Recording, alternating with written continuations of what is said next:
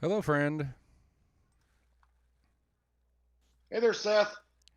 All right, let me see here. Let me get us set up here. It's gonna might get weird. That's okay. I appreciate you being flexible with me. Happy to, brother. Happy We to. have a new grill that it took us a little longer than we thought to get everything done. What kind of grill? So, it's a new to us grill that we stole from a neighbor, That's and hey. I had a stolen from my dad grill for many years that had many problems, but I made it work. yeah, well, we had some unforeseen problems that we're gonna have to fix, um, but it was okay. We had grilled salmon. It was very very good. So There we go. All right, yeah. then I'm gonna do an Now, intro. Go ahead. are we going to be streaming where I'm visible and all that good stuff, or Yeah, buddy. live? I gotta brag on your hair in front of the public. Go get one of your Alabama hats. Well, I've got my Alabama shirt on. Okay. That's too There's much crimson if you put them on top of each other. there's that. See, Uh, roll tide. who do you got tomorrow? Um, Miami. Oh yeah, I do remember that one. I mean, the Georgia game's the one of the weekend. I think that's the big week one. Yeah, Georgia Georgia Clemson. Clemson. Yeah, Yeah. but okay, you ready? Anytime you are. All right.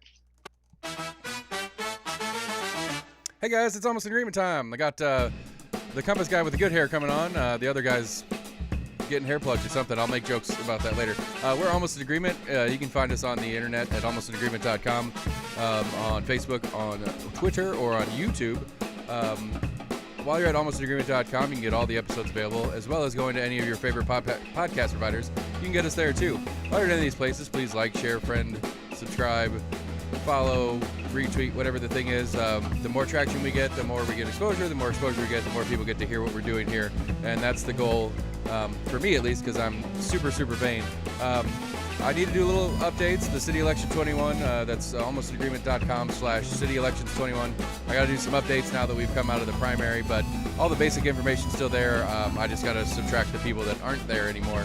I might get to work on that later tonight. Anyway, not important. Scott from the Compass is here. We're going to talk elections. We're going to talk school board. We're going to talk all sorts of stuff. It's been a month or so since we've hung out, so there's plenty to chat about. So we'll get started right as my silly song ends.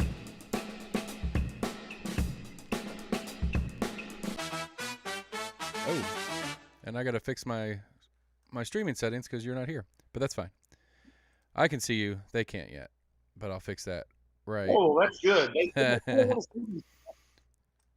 There he is. All right, now we're up and running. Oh, boop, boop, boop, boop. Boom. That's not right. What did I do? I really messed this up. Pro show, everybody. Mm-mm-mm. Anyway, so what's new in Compass Land, my good sir? Well, it's the weekend. That's really nice. In Compass Land, after the last week it was pretty busy. And the city election. We had the school board marathon meeting on COVID and all kinds of stuff going on this past week. So Yeah, I emailed Kyle Ward last night, tried to set up another interview with him, and I made the joke. It's like, well, it looks like all the COVID stuff moved to Board of Health or Board of Education, so you guys don't have to deal with that in commission anymore. So we don't have to talk about it in that same sense as we had to in the past. So I don't know. well, what you get to talk to Kyle and the rest of the commissioners about moving forward is going to be redistricting, which is going to be a Right. fun exercise. Right, which there's always. Oh, there I am. Yeah, fixed it. Yeah, it's going to be an interesting. I mean, it's got, you know me. I like the process, so I'm very excited to see the process in action. Are there's especially with Kyle, who got what is the phrase? He got appointed kind of the head of the redistricting committee, for lack of a better word. Yes, he's going to be. He's chair of the redistricting committee. That's all the county commissioners plus the administrator of elections, Chris Davis, and the chair of the school board, new chair, Christy. So, Right, and then they're I did hear that they're planning on a meeting where the entire school board is supposed to come and take part. yeah, the next meeting they have is going to be in about 2 weeks. I believe it's the 16th. Let me look. Yes, the sixth. Had to look at my calendar. I've got an old school calendar. Had to look at it. It's the 16th. They're going to they're going to be inviting the school board members there to talk to them, because the county commission districts and school board districts now are identical. They don't have to be, and so they're going to get some input from school board members to see what they would like to see out of redistricting. That's what their concerns might be. Right, and I did see some chat on one of the Facebook groups I'm in, where Virginia was concerned about, because she doesn't have a middle school in District 4 right now or something like that. I don't know exactly how it shakes down. I need to get maps out. For my sake and for the lay voter's sake, I prefer them to be as the same as possible, because it makes things easier, because I have one district to think about for two different bodies. And I don't know how important it is that a school board member has a set of schools, because even if they have the schools in their districts, a portion of the students may not be, a portion of the parents of the students in that school may not be in district, even if the school itself is. And so unless we reran districts around school districting, like the actual schools, not the school board, there's always going to be situations where you're going to have a group of parents that have students at a school that their school board rep is not repping the school that they're at, or vice versa. So it's going to be, that part's interesting to me. I guess it's a no-win-ish kind of deal, for lack of a better word. Yeah, well, it is. It's kind of a traditional thing that the school board members, kind of take under their wing the schools that are within their districts. Right.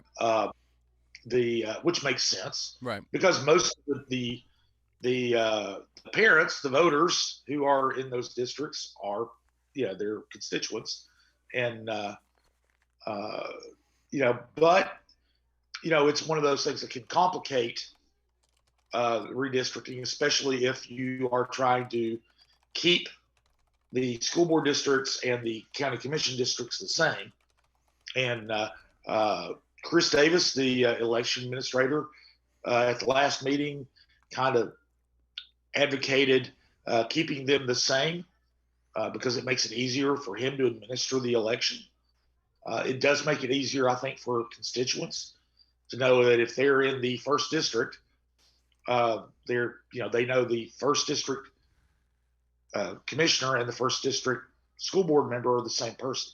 Right, and I think for anything that simplifies it for the voter is useful. Because I pulled up the district map because I wanted to see if I'm remembering things correctly. I don't think either my kid's middle or high school is in my district commission / school board wise. And I need to correct myself. I said they were the same person. They're not the same person, obviously. It's the same number.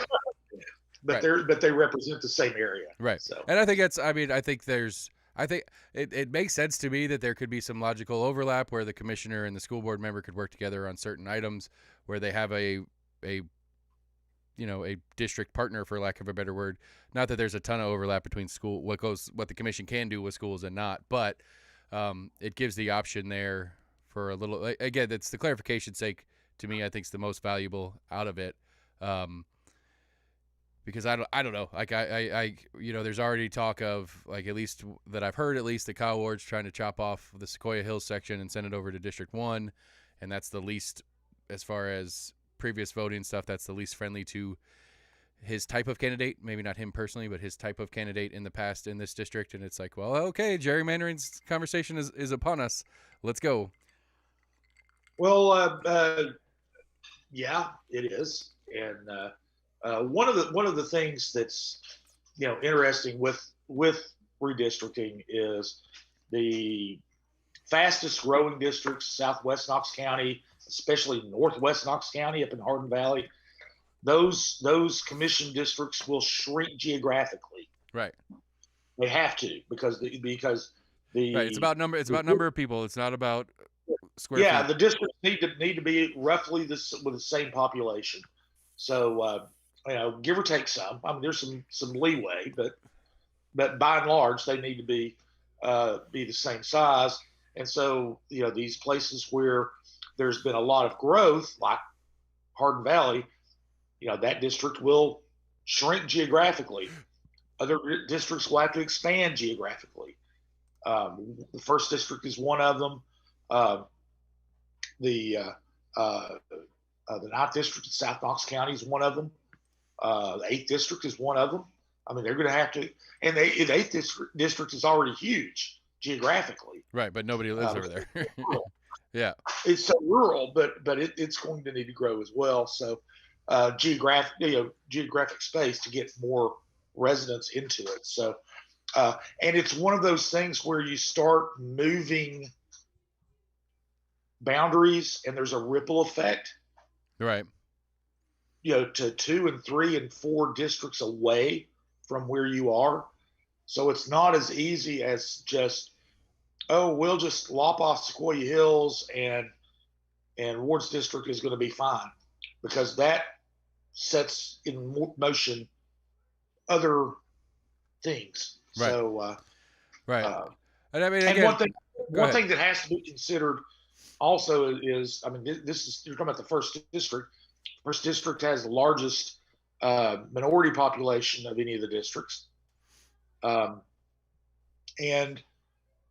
one of the things about the Voting Rights Act is when you redistrict, you have to do your best to not dilute the minority vote.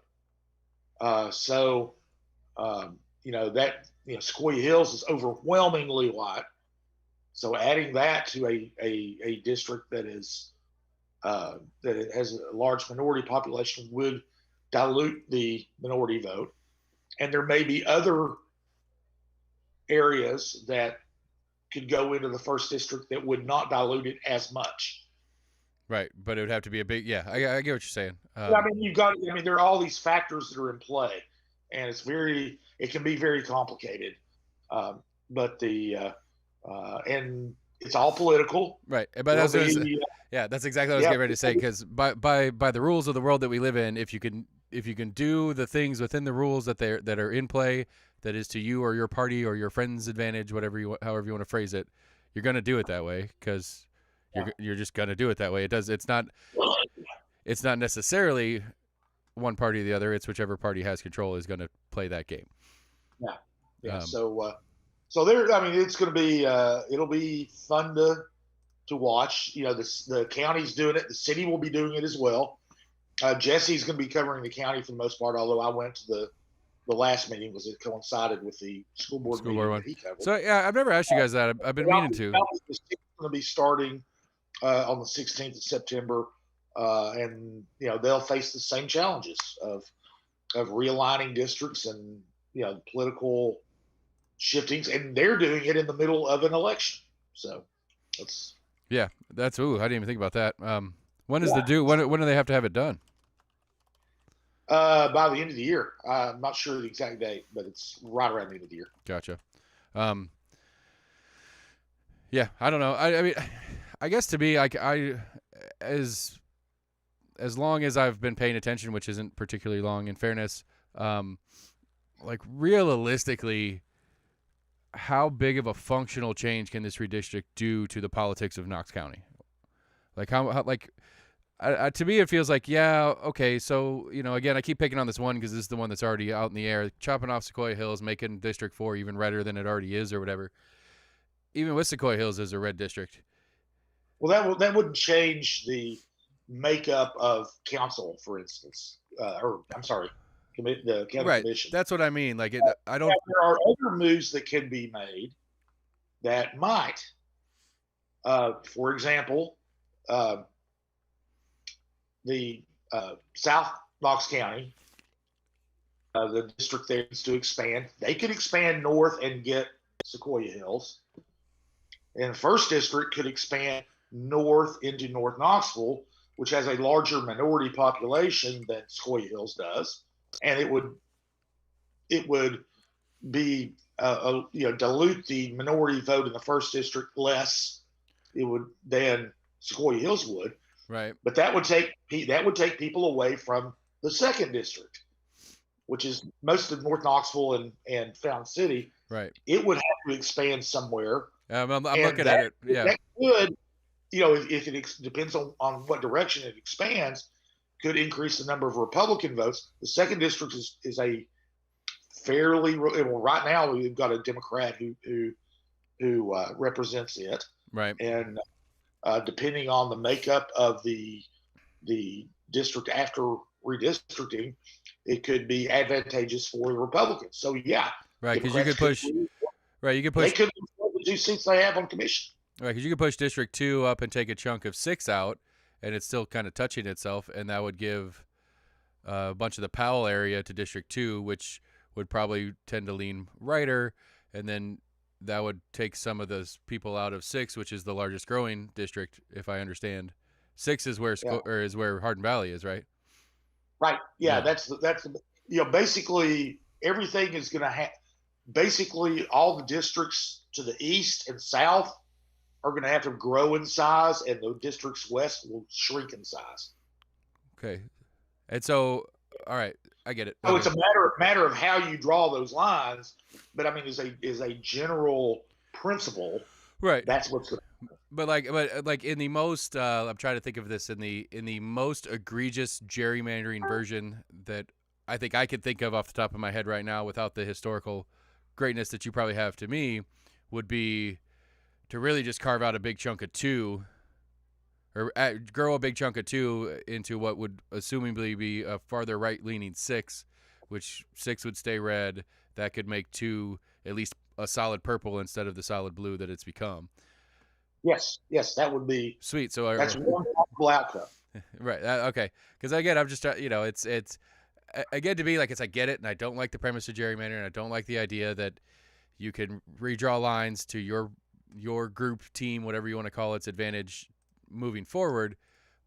But I don't know. Again, for my short-lived Knoxville political analyst career, I don't see any version of it that it's going to do a significant change to how we do county politics as it stands. Well, and when you get right down to it, a 9-2 Republican majority as opposed to a 10-1 Republican majority, there isn't a great difference. Right. So exactly. That again, yeah. That being the thing, and again, that's just because that's assuming the at-large stay. I've heard that too. If there's been conversation thrown around about trying to add at-large to the school board, do you know the process for that? I don't. To the school board, I do for county commission, but I don't. The school board is education is governed under state law. Right. I don't know what the process is. My guess is they could probably go ahead and do it fairly easily, probably more easily than they could change the number of county commission seats, because that requires a charter change. Right, and charters are a serious process. Well, you have to get voters have to vote on charter change. Right. So it would be several years down the road. Right. And they need to go ahead and do the redistricting now. So interesting stuff. So on the school board topic, the governor's getting sued. Have you seen that? I'm sure you've seen that if you've not covered it yet directly. Was that in the? Would you guys do? Yeah, we've seen it. We know about it. Well, what was funny to me, this is what I've started to enjoy about actually gaining some real knowledge in what we're doing. I got into a little bit of a spat with somebody on one of the Facebook groups about it. It's like, why are we like, so a lawyer came on and explained to me why, but I was like, why is Mayor Jacobs involved in this lawsuit? And so he's like, well, he's the CEO of Knox County. It's like, yeah, but that has nothing to do with the schools. And so I got in a back and forth about how much Knox County actually has to do with Knox County schools, which, as you said, the school board and schools are state entities. They just have the title of Knox County schools. I find that it's an interesting little tidbit. But one of the things is if yeah, Jacobs is the CEO of the county, as it were. He might be the right person to do this. If he's not, they'll Right. say that this lawsuit would still go on. I mean, it has nothing to do with the merits of the case, Right. and it's not like he's personally liable for any damages or anything. Right. It's his position. So Right. that's kind of I mean, it's interesting, Right. but Exactly. it doesn't go to the merits of the case. Right. I agree. Which is what really matters. Right. For sure. But it's like, I mean, any good lawyer is going to put as many names on the defendant side as he can. And the court will weed it out, and at the other side, you're going to have the real deal. If you get lucky and one squeezes through, you got one more person that has to defend themselves, and especially in one like this where it's a public thing, it's more of a public process than it is actually about the monetary of the lawsuit. Yeah, well, and the Knox County Law Department will defend everybody who's involved. Right. They'll defend the school system. They'll defend Jacobs. They'll defend county commission. Whatever. It's still the same legal team. Yeah. So. Oh, what a crazy world! All the things. Yes. So city elections. We had city elections that happened. My predictions were terrible. I won one of three. I was correct on one of three who weren't going to make it through the primary. I thought the city council movement had more movement to it than apparently it did. Yeah, well, I was. I have to say, I was pretty much not surprised by the results. I didn't make public predictions about them, but I'm not surprised at the results. I am a little surprised that the city council movement did not get more votes. I'm not surprised that they didn't move on. I figured that they would probably finish third in all three of the races they were in, but I thought they would do better. I'm pleased as punch that the homeopathic incident didn't bury that District 1 race. That was my entire basis of why I thought Hayes was going to get through, not because of Hayes, but because of the other thing that happened or that was discussed. I mean, you mean Elizabeth Murphy's unique view of homeopathic healthcare? Yes. That didn't surprise me that she, got what she got because she was running as a Republican, and the southernmost part of South Knoxville is generally red. And one thing now, most of South Knoxville is blue. Right, and the election shows that. And I thought that I knew that Tommy Smith would do well. And when I figured he would come in first, but like I said, I was a little bit surprised that David Hayes did not pull in more than 300 and something votes. None of the city council movement candidates got more than 400 votes. Yeah, it was. I was surprised with that part as well. I figured if any of the three were really going to make a run at it, it was going to be Harper, but she didn't. I mean, she did what, 350, 370 or something like that. Yeah. Yeah. Well, I mean, one of the things that that she had is she was running against a popular African American leader who's been involved with the power structure in the black community for decades. So, it was going to be tough for her as it was, and she did great. Not great, but she did well in the East Knoxville districts that are predominantly African American. She did not do well in far western part of the district, which is where Garrett Holt did well, and is he's that's the one district where race is a factor. Right, and he's a white candidate in a traditionally in a district that is traditionally represented by African Americans. And that was the basis of why I thought. He did well. He did well in the majority white precincts, and did not do well in the majority minority precincts. Right, and that was that premise was my entire basis of why I didn't think he was going to make it through the primary. I thought Harper. Well, it was very close. Right. Yeah, it was very close. I'd have to go back and look at the numbers, but it was. Well, just because I'm a stoner adjacent, he got 420. It was 420. Yeah, and he got 350 or something. Yeah, it was like 350, 370 for Harper. So. Yeah, so it was pretty close. So the other a couple weeks ago, me and Sam on the Big Show were chatting about, because he's in District 1, and it was before the primary for him, and I was like, who are you going to vote for? I don't get to vote in this. So, what are you going to do? And so we got to chatting about it, and I had a thought while we were talking, and I'm curious what you would think about it, in that,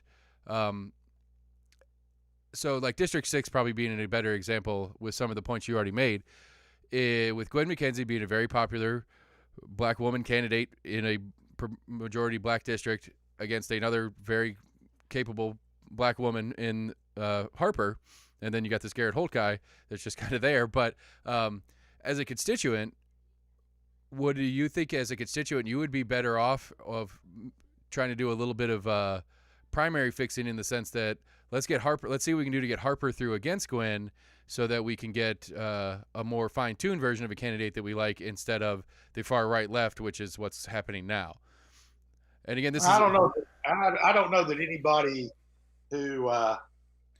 I don't know that anybody actually. But I'm saying hypothetically, do you think it would goes through those machinations to do that? Vote for. I know I personally have never voted for somebody in hopes that something else will happen in a subsequent election. Right. I try to vote for and I think most people are that way. They vote. I agree. I 100% agree. I guess it's just the hypothetical of, as a constituent, are you better served to have two closer candidates fighting over the position than two further apart candidates? It's a broader question of what politics has become, and that it's such a diametrically opposite A-B choice that we seem to get in so many elections. I just the premise struck me as interesting on whether it would be, because I joke all the time. I'm District 18 in the state house. I'm District 6 in the state senate. For me, the Republican primary is the election historically. So that vote between two ideologically similar people, maybe three in a primary, to me has more value, because I'm fine-tuning the version of the thing as opposed to the big far left, far right conversation. You get what I'm saying? Yeah, well, it's interesting. Until this year, it was much more likely that you were going to have two people in the general election in a city race who were very similar into what they wanted, and it was where they were two versions of the same policy ideals. I guess is the best. No, yeah. I get you.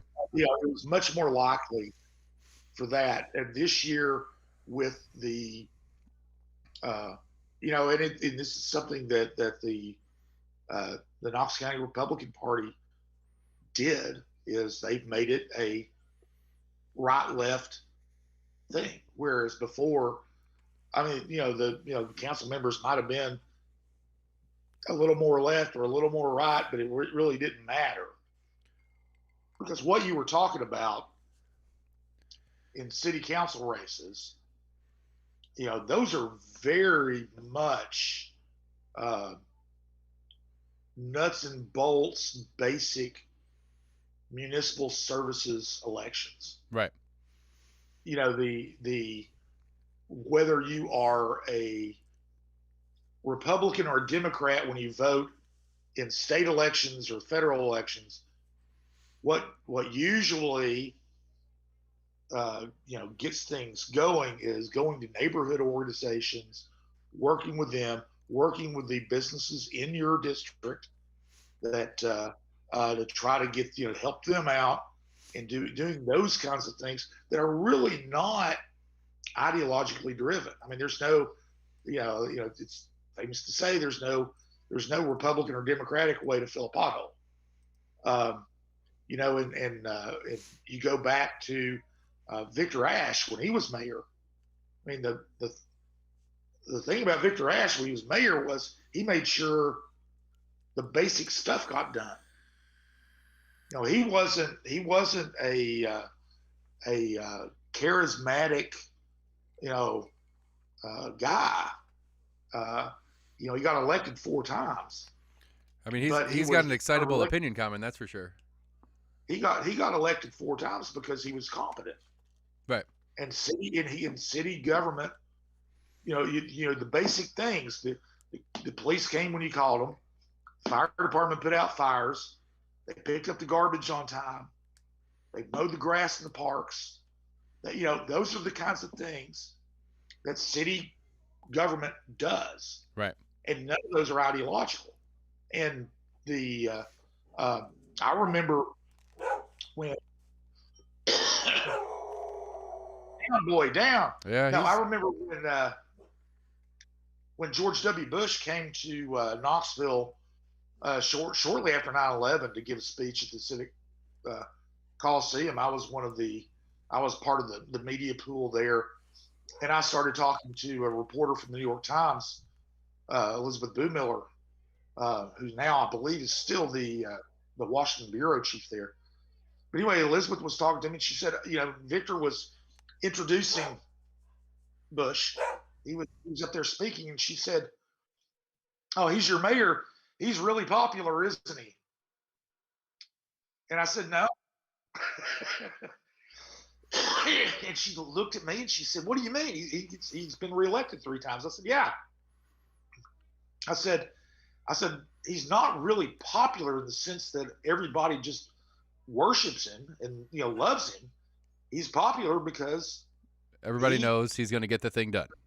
The services get done. Right. And that was his genius, was knowing what was doing. I mean, he used to drive around the city, and if he saw a stop sign askew at an intersection, he would call the public works people and tell them to come fix it. Because the stop sign needed to be upright and visible and everything else, and that's the kind of guy he was. And that's really up until this year. That's been what city elections have been about, and we'll see. And it may be this year. I mean, we've got most of the city council members who are the incumbents. That's how they got elected. Lauren Ryder she came up through the neighborhood organization and working with neighborhood organizations, which is a traditional stepping stone to running for city council. Andrew Roberto, he spent all of his time up until COVID hit going to neighborhood meetings and meeting with neighborhood groups and things like that to make sure that he took care of those constituents. And that's the kind of street level politics that has always worked before. Okay, so now, will it work this year and moving forward? We don't know, because it's a brave new world. Right, for sure. So I guess the question that comes out of that to me is that, like, you've been around it for a while, you know more than I do for sure. Like, what is functionally the most important characteristic of a city council person? Like, like as you went through all the different things Ash did and some of the stuff Lauren Ryder did as far as the political process to get there, like, because again, one of the things that I struggle with the most, and again, the premise of the show being I'm a guy that doesn't know that much, and I'm trying to figure out who's what. I mean, really, this whole show and all the interviews and everything I do in the show is trying to figure out. Like, I guess the best analogy I've come up with is like, we're the hiring manager here, right? This is an election. We're hiring people to do a job. What's the job? And I don't think I don't think I'm unique in not knowing what the actual job is. And I think that's one of the biggest things that I'm struggling with, and I'm trying to figure out, again, this is all kind of hypothetical because I'm not in the city personally, so I don't get to vote in city races anyway. But for those that listen that are city people that are similar to me, what does a city councilor do, and what characteristics would make them a better city councilor than, I mean, as far as I understand it, I agree with you in the sense that, like, it's not, these aren't the big sweeping political issues of the day, abortions and, foreign, foreign relations kind of stuff. This is brass tacks. This is what is the city doing to make it so that I can get to and from work and without taking 7,000 hours in traffic and stuff like that. So again, like, I don't know, just off the top of your head, if you're gonna do a now hiring ad for a city councilor, what are like the top 5, 2, 5, I don't know, whatever you can come up with off the top of your head, because I know this is a pretty significant question. Top 5, like, not attributes, but like job duties of a city councilor. Well, I mean, the job duties are pretty, straightforward. I mean, basically, it's, you pass ordinances and resolutions that spend money and do, and that sort of thing. So, I think I think getting more to your point is what are the attributes of a good city council member? And I think that the key attribute to me, after 25 years of observing things, is being able to build coalitions and consensus. And that sounds broad, but in practical terms, I mean, in Knoxville city government, it's a strong mayor form of government. The mayor holds, all of the power of administering the government. So, I mean, if you're a city council member and you say, I'm running and I want to eliminate red tape. Well, city council members don't do squat about red tape. Right. That's the function of the mayoral administration. But what you can do is you can get programs in, and you have to be able to work with the administration, because it's a strong mayor form of government. You almost can't get anything through without, I said almost, you can, but it's very difficult to get anything through without the help of the administration. You have to bring community groups in. You have to bring, you can't violate the sunshine law by talking to your other commissioners, but your other council members. You can't go to the media and get your ideas out there. Hello as well. Well, because I mean, I have a good example of that. I don't know if you got a chance to catch the episode I did with the ACLU as well as Amelia Parker on that particular issue. This gets us off topic a little bit, but that's one of those things that it's concerning, for lack of a better word, that it doesn't seem like the mayor's office has any desire to even address the topic, and since the mayor's office doesn't want to deal with it, then functionally speaking, the conversation's kind of dead right now. And here's and this is where it takes patience, and also takes the ability to do this. And I'm not going to speak directly to that particular situation, but I'll give you an example of how it worked. Okay. And that was over the past year, or actually longer than a year, because it takes a long time. You can't just bring up something at a city council meeting and expect people to vote, or change their minds or endorse your idea. And that's the first time they hear of it. You got to work on it long term. And one of the things was there's an association, basically it's a faith-based association called Justice Knox. Congregations from all over Knoxville, all different demographics, they took as their primary focus affordable housing. And they wanted the city to establish an affordable housing trust fund to help fund affordable housing projects. And at the very beginning of it, what they would do is they would hold annual meetings. They would invite city officials and put them on the spot and say, "Will you do this?" And no politician wants to be put on the spot cold, Right. and they didn't make much headway. But after the election 2 years ago, Lynn Fugit was at large city council member, new, uh, took it on herself to work with Justice Knox and the administration. And she met with them brought them all together, got them at the table, worked with them.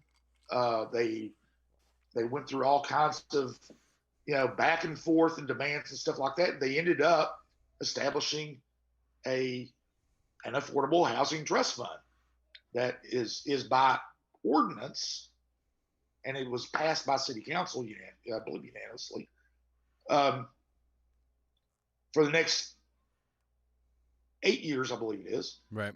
The city's going to spend $5 million a year on affordable housing, period, at least. And in fact, the first year they're spending more than 8, and that's if you wanted to say, okay, what city council member has done the most for affordable housing?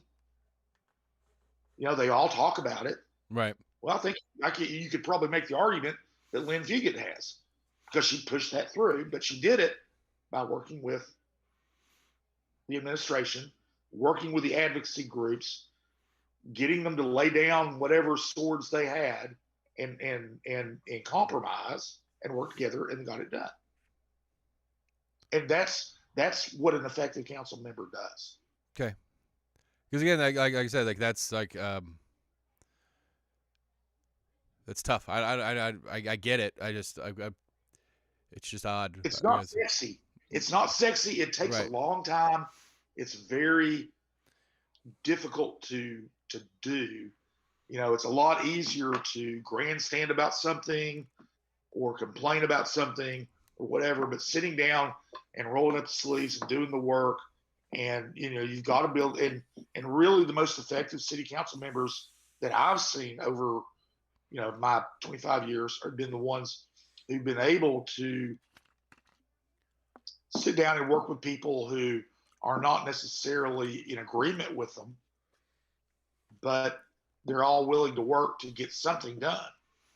And often people aren't completely satisfied, but progress gets made.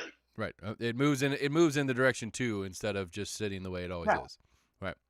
I get it. Because again, it's interesting. Like as a person new to the game, it's interesting just trying to see it at play.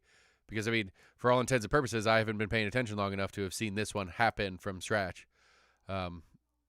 Maybe, I don't know. I didn't really dive into city much until this election cycle, because I've been playing that game. I'm trying to pull some debates. I've invited every district to a in studio debate with me. It's gonna be weird. Hopefully, I can pull that off. It'll be fun. Good luck with that.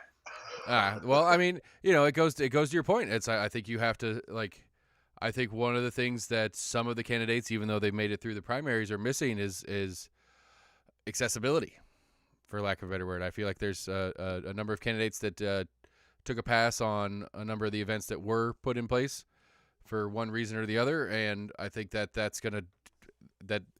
don't think that's gonna fly anymore now that we're through the primary. Fine, you made it through the primary, but I don't know. Have you talked to Elizabeth Murphy at all? I interviewed her a couple of times. Yeah. Well, I've talked to her. Well, fine. You're more respectable than me, apparently. That sucks. I mean, I've spoken to her. I'm more respectable than you. Maybe I'm more. I mean, you guys are more established than I am. I get it. Maybe I'm luckier than you. I don't know. I don't think. No, I interviewed her for an article that that we did on the candidates in the first district. Right. All three of them. Yeah, I know. And then I talked to her on election night. I talked to her, and she was, spoke with me there. One of the things is she missed a couple of high profile forums, right. that a lot of people have complained about. She didn't. She has been to a couple of others. They were just the lower profile ones. Yeah. The one she missed was a League of Women Voters forum, which is usually the kind of the biggest of the cycle. Well, yeah, a lot of people miss that one. She also missed the South Knoxville, the South. Can't remember the exact name of the organization, but the business community in South Knoxville, business organization, put on one, and she missed it. But she had been to a couple of others, so I don't know. She said, she said that she had scheduling conflicts. I don't know. I feel like you kind of give some of that up to if you're going to run, but again, you're still a human being. You're allowed to have scheduling conflicts. I'm not going to be too mad at it. Also, I'm yeah, that's a funny thing, and some people have, and this has been true. This doesn't, no reflection on any of the current office holders. It's something that I've known for, my entire career, or seen my entire career.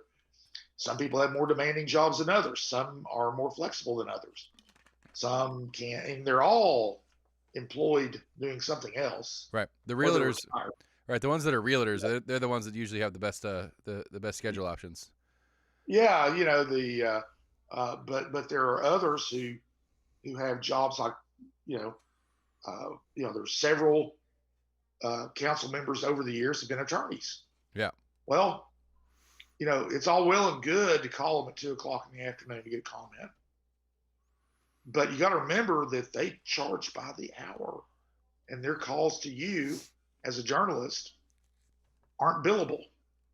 So they might be, right. They might not respond till 6:00 in the evening or whatever. So it might not be as, the retired person who's on council, you might be able to get them the first call. Yeah. So. Yeah, or the realtors that they're answering their phone like crazy because they hope you're trying to buy a house from them. So.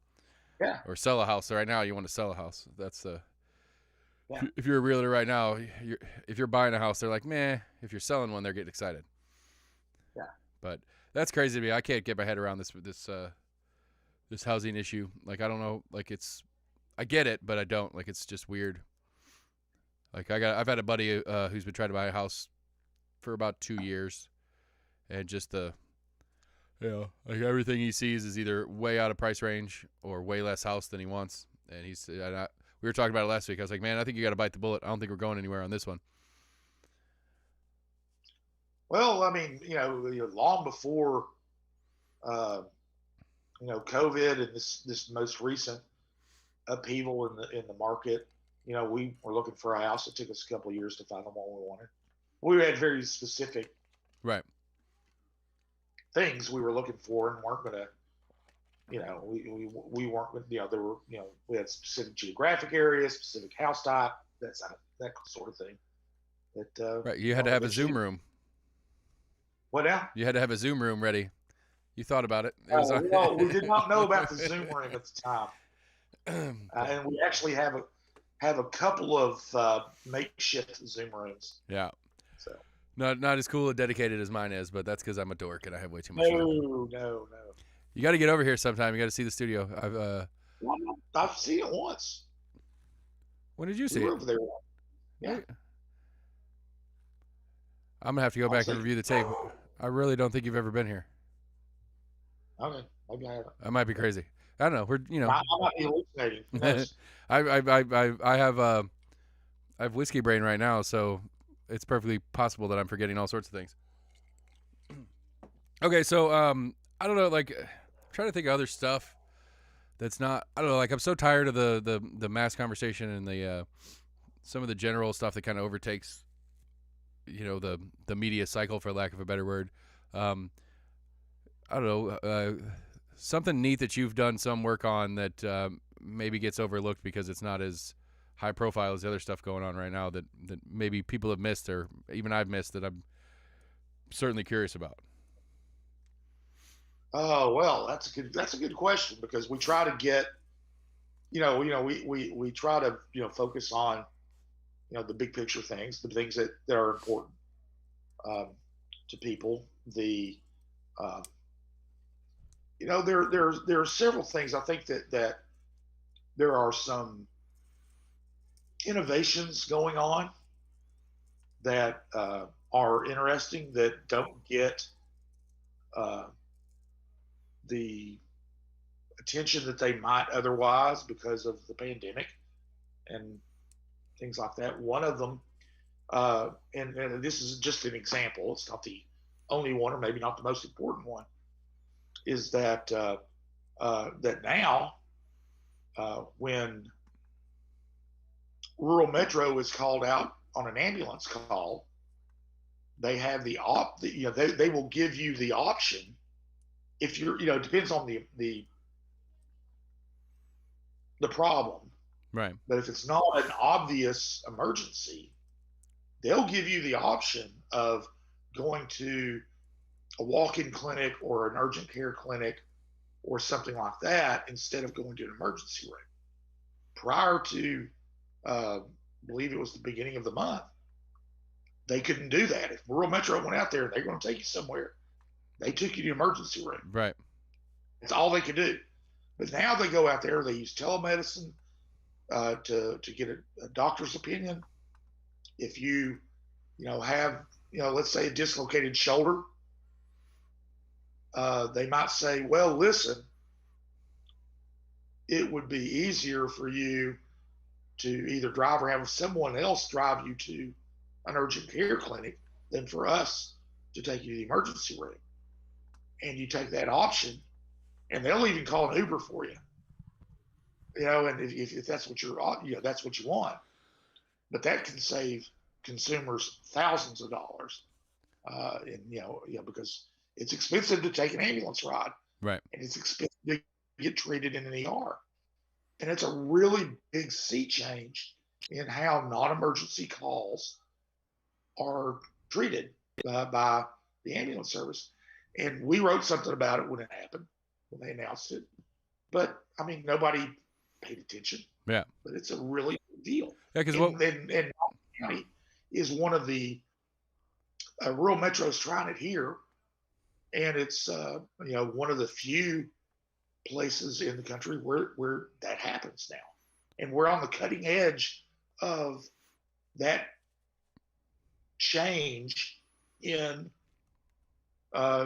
medical transport, right, and medical treatment. Yeah, that is actually super neat and super cool, and super didn't notice it until you just told me about it. Because one of the ones that I thought was really neat that went on in the state this year that I don't think got a lot of coverage, that I thought was worthy of some airtime, for lack of a better word, was the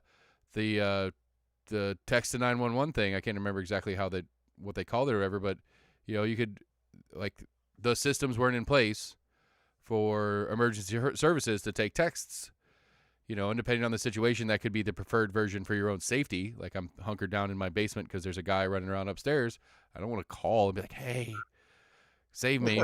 I want to text, be like, hey, there's some dude in my house, I'm freaking out, and not have to be audible. And so I don't know if it's actually been implemented yet, but that's something that the state is doing and passed this year.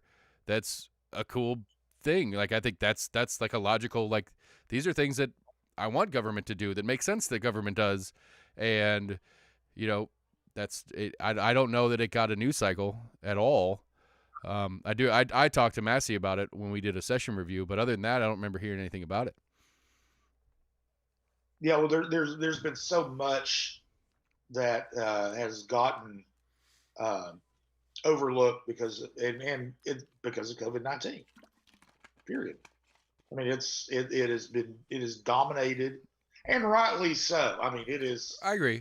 It's a global pandemic. I mean, okay. So here's a question. Here's a question. Then the number one story, but a lot of other stories that would get more attention, in other times, aren't getting as much attention now because of of Okay, the so pandemic. just for my own like I don't know, antagonist's sake, um, do you think that story would have had better traction outside of the pandemic, even in the middle of elections and other stuff going on?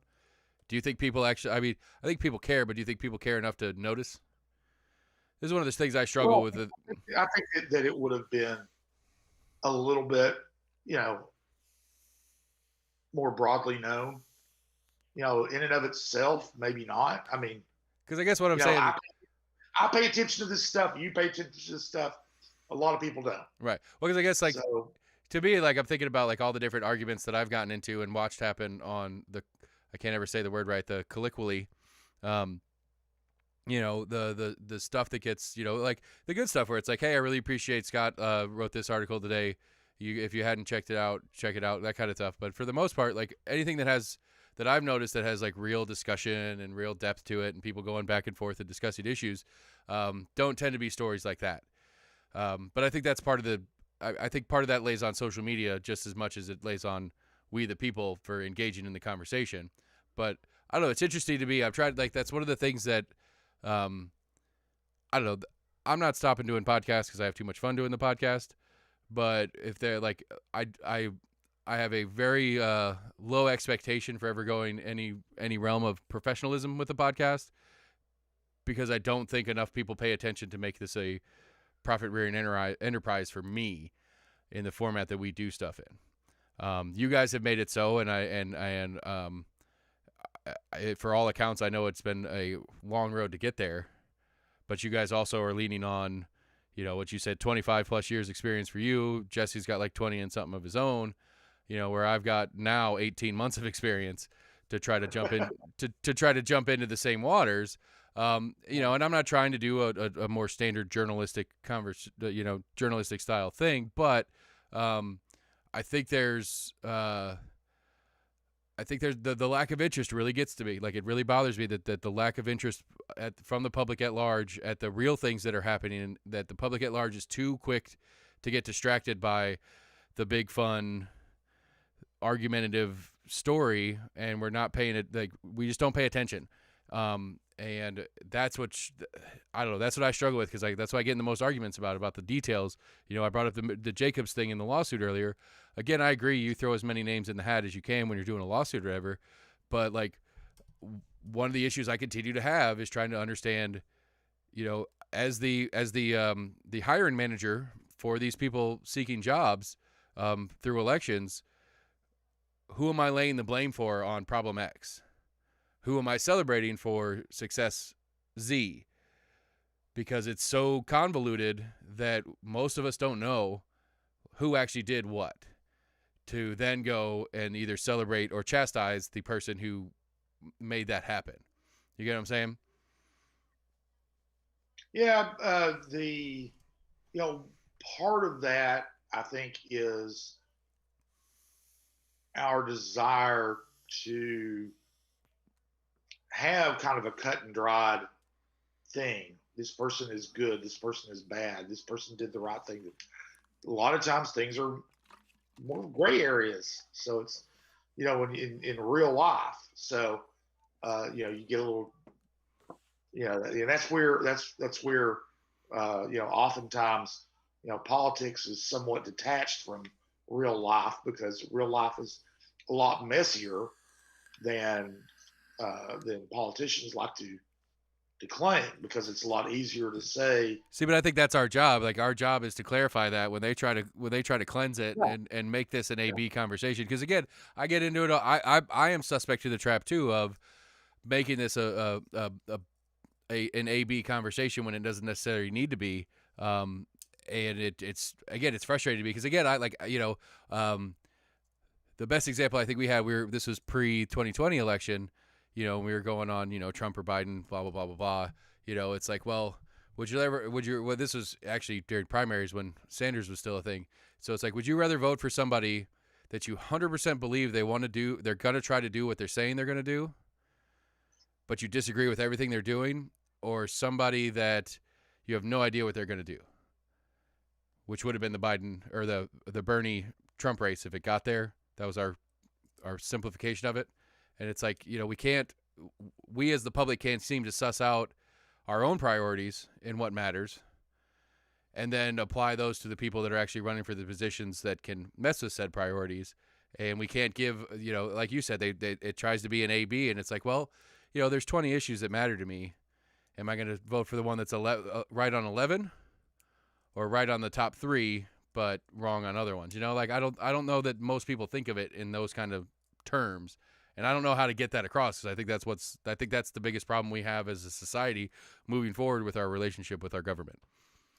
Well, I think one of the a more concerning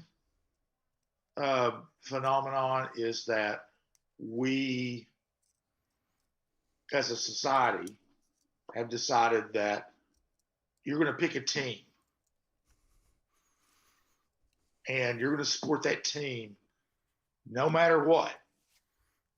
Right. Even when that team said a month ago thing A was evil, and now a month later thing A is the right thing to do, because team B is now on board with thing A, and now we got to switch side. Yeah, and I agree. I think the partisanship I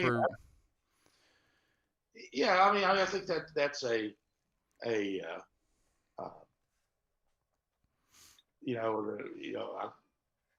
plenty of examples out there. I don't necessarily want to, my problem is if I give one example, the other side, the one side will be mad at me, and the other side won't. Right. You're one of the things. We go back to vaccines. The one thing that the last year of the Trump administration, they pushed through Operation Warp Speed, which developed the vaccines in record time. Everybody, including everybody in the Trump administration, said all we got to do is get the vaccine out there, and that's going to be our saving grace. That's what's going to do it. Yep. So all the and actually Republicans, Democrats alike said that. And so then we get the vaccines out here, but Trump's gone. Now Biden is the president, and all of a sudden there are not everybody who's anti-vaccine is Republican. Don't get me wrong. But let's go back to that gray area, folks. but by and large, I think a lot of the opposition to vaccines comes from Trump supporters and a lot of Republicans, and it's very weird because that was you could make the argument that that's the one thing that that Trump did in response to the vaccine, or I'm sorry, response to the pandemic, that was an unmitigated success. Right. Because and in even to be fair to the reality at the time, I believe it was Kamala in one of the primary debates or something like that basically said I wouldn't trust anything that the Trump campaign put out. Was basically her saying I'm not going to take the vaccine that Trump creates. And then now she's on the hey, you got to take the vaccine side. It's the other side of the same coin. But yeah, no, I'm agreeing with your point. Yeah, is that that this thing that is the world we live in now, and it's the totality of it that's the most frustrating. It's that just to stick on the vaccines for example, is that it's like I'm proud that I got my vaccine. I'm doing my thing. Blah blah blah blah whatever. Somebody out there is going to see that and say you're a Democrat because you got the vaccine, and it's like no, that has nothing to do with A or B. But now they somehow draw an entire picture of who I am, at least as a political person, based on one item. Yeah. And well, but that goes to the whole, pick a team and stick with them right or wrong thing. If you I think that is something that you kind of it makes it easy because you don't have to think. Right. That is a proper phrase. If you say I'm a Democrat and I'm going to support whatever Joe Biden says, then I just have to listen to what Joe Biden says and support it. Right. Same goes with Republicans. Right. I'm a Republican.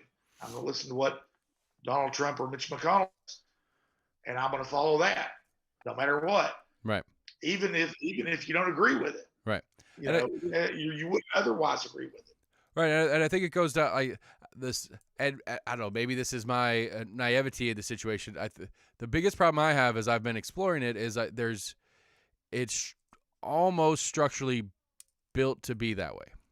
Like little stuff, like little basic things, like redistricting that we were talking about earlier. Ballot access for other party kind of stuff. It's like I could see where it's not hard to convince somebody that you have to be, especially people that are single issue voters, because I think that's a bigger problem in and of itself. But like if you're a single issue voter, abortion being an easy one, if you're a single issue voter, then you're on team blue, that you want abortion to be a legal option for ladies if they need it. And you have to, I could see how it's an easy sell for a politician to say, like, if that thing is important to you, you have to vote for me.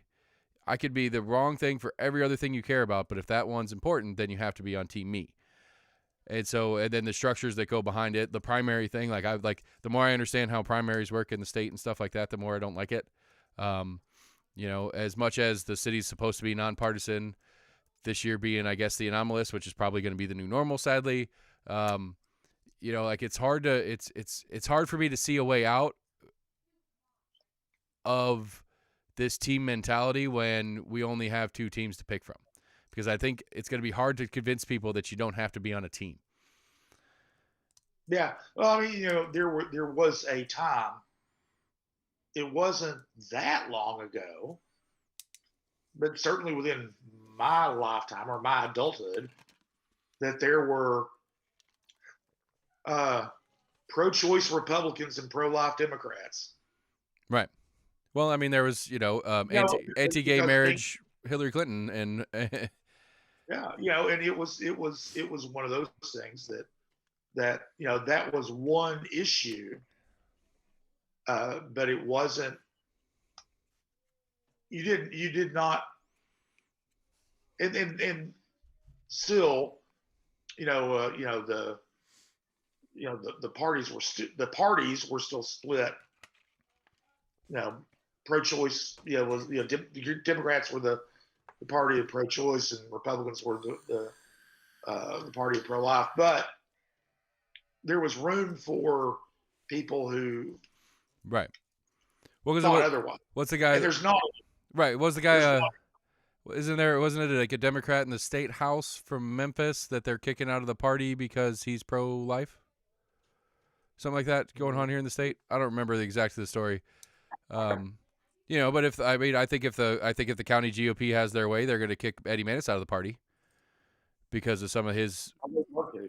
Do what? They'd love to. Yeah, and I think if it do what?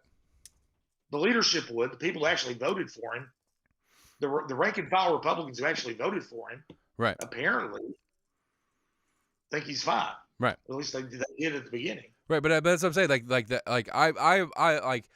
I crowned myself super blessed for being in District 18 to have firsthand access to this Eddie Manis story, for lack of a better way to say it, because it's been on what we were talking about, on how hard because even if you're part of the team but not quite part of the team, you're a problem.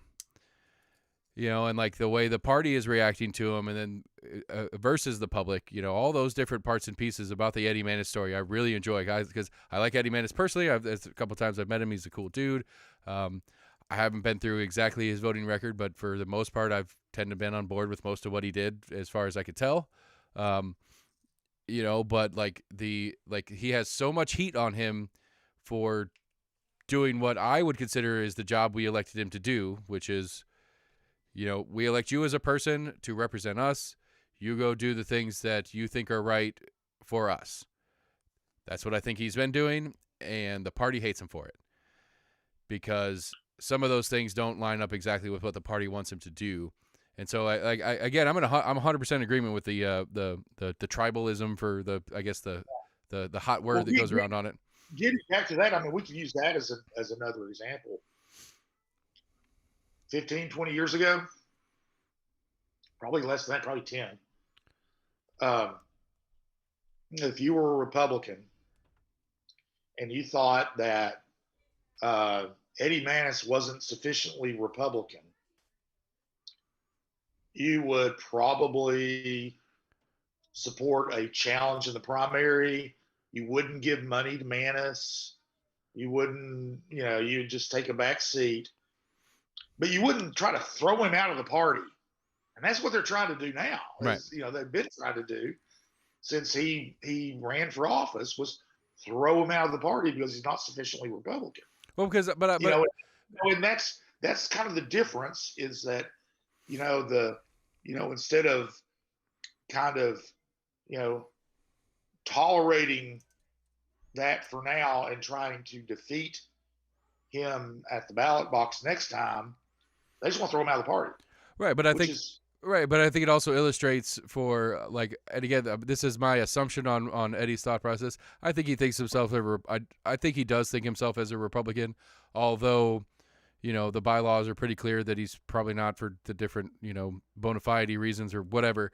But the reality is, any political advisor that's going to be like, hey man, we're going to run this race. You want this seat? You have to pick a party. You can't not be in a party. You don't fit within the bylaws of the party that you closest resemble. So let's run independent. No, that's a you're running to fail as an independent for the most part. I don't know. You might know this. When's the last time an independent? How many independents are in the state house right now? None. Right. That I'm aware of. Right, and that's what I'm saying. Like, how many independents are in any state house seat? When's the last time we had one kind of thing? It's like, if you're an Eddie Manis and you really want this and you really think you can do good things, you have to at least adjacent play the team game to even have a shot at it. And I think that's part of the problem that makes because it gives the party the power to, I don't want to use I'm trying to think of a better word, to be discriminatory about their candidates, because you have to have them. You have to have the party to be part of the game, and you can't. I don't know. It is fascinating to watch. Like I said, I'm super excited that I get to be in District 18 and watch it firsthand. I really am curious because he's got to run again here next year. Yeah, I'm curious how this is going to turn out. I hope they kick him out, and I hope he runs independent, and I hope he beats him. Personally, that's my honest opinion on it. Nuanced for politics today, man. Do what? That's too nuanced for politics today. I'm just saying, I think that I think again, this is one of the things. This is one of my goals in this. Yes, I'd like to get professional. I'd like to get paid sponsorships so that I can quit my day job and do this full time and stuff like that. But I would like to have at least a big enough reach to do some local polling that had some statistical value, So I don't know how many in District 18, probably 200,000. I don't know how big's a state or house district. You stumped me there. I think actually, I don't even tell you that. I want to say that Massey told me that a state senate's around 200. State senate could be around 200. I think she said 187, and I think it's going to go up this year or something. She was talking about it to me. It's been a year or so since. I mean, Knox County has I should know the new number right off the top of my head, but it's over 470,000 people, almost 500,000. Right. And we have 2 Senate districts completely within Knox County, and another one that's partially in Knox County. So yeah, a couple 100,000, right? About right. And so I assume a state house seat's a little bit smaller, but but again, the point being is I would like to be able to do a District 18 survey. How do you feel about Eddie Manis doing the job? Just but that kind of stuff. Because I don't know. I mean, I certainly don't see it out of Knox News or WBAR or any of them. I don't see any local level surveys on issues like this. You get what I'm saying? It costs money, man. I know. That's why I was saying. To do a real valid survey or poll, costs money, Yeah. and that's why campaigns will do it, because they raise money to do it, Yeah. and that's why the rest of us don't, because we don't want to do it. Right, but like I mean, you well, know, we have a thing we run every month called the Power Poll, which isn't a it's just basically an internet survey. It's not a and we make no bones about it, not a scientific poll. But if you wanted a real scientific poll, it costs money. I know I'm still mad that I'm not on the list of power pole people. Well, shoot, Seth, I will. I just want to. I have the power to do that. Ooh, look at that! The magic happening tonight. Yeah, you've you've awakened my power hungry right. But again, side. like I think it's disappointing. Like I think it's disappointing that like as you were saying in the tribalism and all that kind of mess, that a candidate like Manis, who in my understanding of it at least, I feel confident in saying as a District 18 constituent that I'm fairly happy with his job, but there doesn't seem to be any record of that, for lack of a better word. Anybody else, having any sort of survey, poll, any sort of conversation about that. The only really talk that I'll go ahead and put my prediction hat on and say, come January, February of next year, when at least 2 people challenge him for the primary. I'm going to guess 2 people challenge him for that primary seat. One of those people quickly drops out because one will be more popular than the other right off the bat. So we'll have one strong challenger, which isn't going to be Gina this time. But we'll have one strong challenger for that seat. And then we'll get it'll all be the bona fide conversation. And as much as even Eddie tries his best to lean on record, he's not going to get the chance to, because he's not going to get the coverage that way. That's going to be my guess on how this moves forward. Well, and really, most state house members in particular have a hard time building a record, right? Because they especially early on, they don't sponsor legislation, right? They don't, it's very difficult to get it pushed through. He's got one session under his belt. Even if you do, constituents, a lot of them don't care. Yeah. So that's a valid point too. And I don't know. It's just, I guess I'm on Team Eddie. I don't mean to be. I just, I like the story of it, for lack of a better word. I think it's a very interesting microcosm of the big picture of what's going on in politics right now. Is that he is comfortable taking the heat for being his own person and being his own and taking the nuanced approach to issues. And the system at large is not happy with that. And so I like that, that is what I think I'm most interested in about him, is that he's taken a stand to be comfortable dealing with the heat that he gets for being who he is, not just being a party player like he's supposed to be. And I like that about him. Well, that's certainly a huge part of that whole narrative around his candidacy and his service, is that he's he's always said that he's a little bit more independent, thinks for himself. I mean, when you're a businessman, I mean, and before he was in politics, I remember he was a successful business owner. And what do business owners do with their political contributions? For the most part, they give to both sides. Right. They hedge their bets. Right. They get, they try to get, if there's a Democrat in office, you give to the Democrat.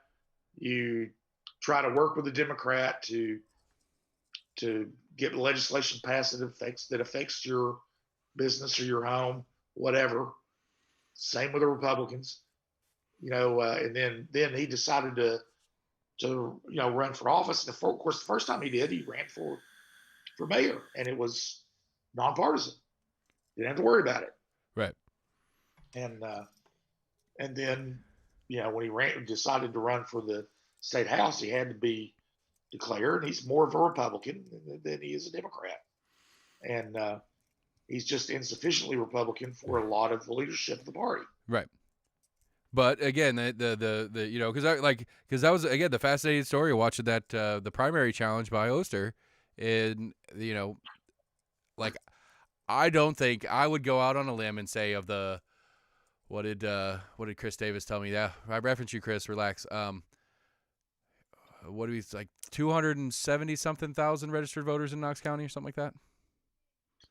Yeah. I would say I would say 200 plus thousand of those think that they are voting in a primary. That they are electing the candidate to run for the party, which is not factually true. It's generally true, but it's not factually true. The party could have pulled Eddie off the ticket and put Gina in his place, and it was all within the proper legal bounds of the way the system works. Yeah. And I think that's again that's the lack of knowledge from the constituency, not knowing that these are things at play, that the party doesn't like you even though the public does. Well, the party's opinion matters more than the public's does at the end of the day. Now it was close enough they decided to stick with it, but you know, I think in hindsight, I think there are probably people in the party right now that wish they would have said nope, we're gonna kick him out. I mean, I know there are, but anyway. I don't know, man. Last call. Anything else you want to do before we call it a night? I'm good. All right, plug. We covered all ground. I plug you. I plug you guys all the time on the show. Go ahead and plug yourself one time or two or five. It's worth the money, people. Right. I just re-upped for another year. Compass. We are at CompassKnox.com. We're a subscription-based local news website and daily email. The email's the jam. Yeah, which is actually probably the most popular thing we do is the daily email that people get at 6 a.m. every day, telling them what's going on and getting kind of getting an understanding of what's going on in the community. And but anyway, that's where we are. $10 a month, and you'll be informed. All right, and we're going to start a GoFundMe so that Jesse can get his hair fixed because his hair is terrible. I had to make a hair joke somewhere in the episode because that's what we do. Well, knowing I was going to be on here, I got mine cut, so you wouldn't make fun of it. So. I never make fun of your hair. Your hair is the beautiful hair. Jesse's got the mess on his head. You know, like I said, I just passed the year, and so I auto re-up my subscription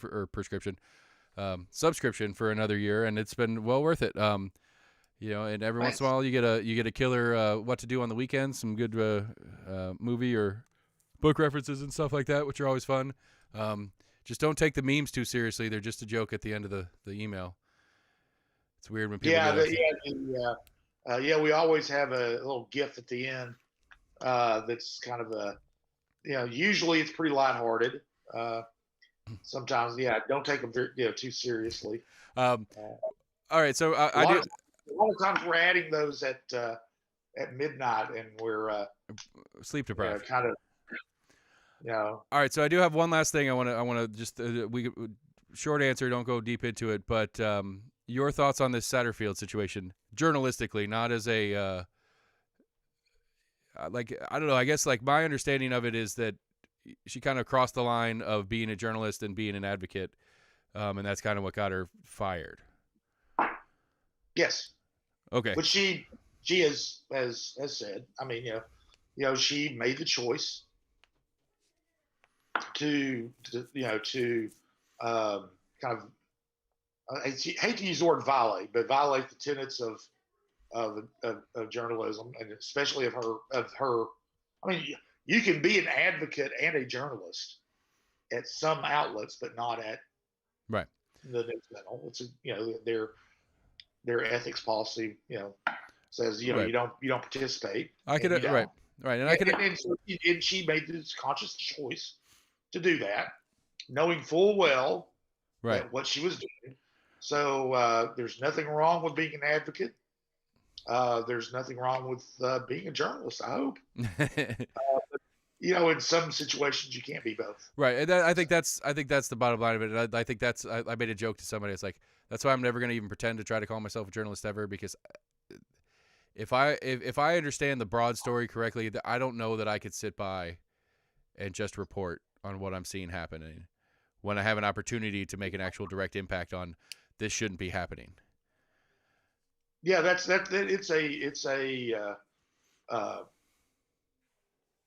it's a fine line, and I've walked it. Yeah. If you've done any serious, meaningful journalism, there you always have, come up with a situation that you think is unjust or whatever, but you report on it. But most of the time, or the ideal is to set aside your personal thoughts and report the story. And it got to the point with Jamie that she couldn't do that any longer. Yeah. There's nothing more. I mean, there's nothing morally wrong with that, obviously. In fact, she would probably argue that she did the morally correct thing to do. Yeah, for sure. But it is a journalism ethics violation, and she was called out on it. So I mean, it's kind of one of those kind of fatalistic things where, I'm going to cross this line. They say, don't cross the line. I'm going to cross the line. You do what you have to do. Cross the line. They do what they have to do, and you move on. Right.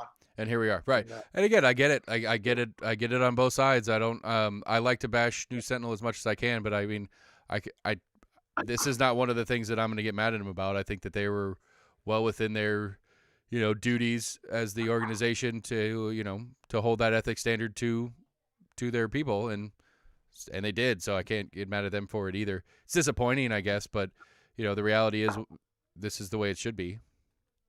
Well, it's the big disappointment is Jamie has been a well-known, very respected journalist for 25 or 30 years, just like Jesse has been, and she's one of the few true faces of the News Sentinel left. I think now that she's gone, I guess John Adams is the only face of the News Sentinel that's still around. But she's a tenacious reporter. She was great at what she did, and I was honored to work with her for a couple of decades, and I learned from her. And but she felt moved to become more of an advocate than a journalist, and right. Okay. Power to her. Okay. Honestly, I was just really testing to whether or not I understood what was going on correctly, and I think I did. So, all right, guys, if you haven't got a Compass subscription, you better go out and get it. Scott, you're the best. I'm gonna do an outro. Okay, sounds good. Thanks for having me, Seth. Appreciate it. Love you having here. I don't even know what I just said. That was a weird phrase. I love having you here. That's the word I was trying to say. Scott from Compass, everybody. We did the show. We did the things. We talked about stuff. I'm really excited about that rural metro thing as much as I like to hate on rural metro. I think that's a good deal. I'm glad I got to hear about that. We're almost in agreement. Hit me on an email with an almostinaagreement@gmail.com. You can find us on Facebook, Twitter, or YouTube. We have a website. It is almostinaagreement.com. You can go there. All the episodes are available there, as well as whatever favorite podcast provider you have. And if you somehow find a podcast provider that doesn't have us, shoot me an email, and I'll see if I can figure out how to get it on there for you. While you're in these places, please like, share, friend, subscribe, follow, retweet, whatever it is. Help us get the word out. We're going to keep trying. Like I said, I got to update my city election cheat sheet. That's almostinaagreement.com/cityelections21. You get a list of all the candidates, KGIS, as well as Knoxville or Knox County Election Commission links to make sure you know your polling station and like what district you're actually in and stuff like that. And so we got another big show tomorrow, and then I'm going to start working on, like I said, I'm going to try to do some debates with some of these city council races, as well as trying to work on some other people coming in, and new different fun things are happening. Thanks for listening, everybody.